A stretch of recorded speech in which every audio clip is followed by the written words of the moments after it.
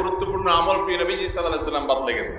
আপনি জানেন আমলটা, আপনারা এখানে যতজন আছেন সবাই জানেন, জানেন না এমন একজনও নেই, সবাই জানেন আমলটা এরকম একটা আমল, কিন্তু সে আমলটা যে এই সময় করতে হয় হয়তো জানেন না, অথবা জানেন কিন্তু আমল নাই। আমলটা হলো ভাইয়েরা দুরূদ পাঠ করা। দুরূদ জানি না এমন কোন মানুষ আছে এখানে?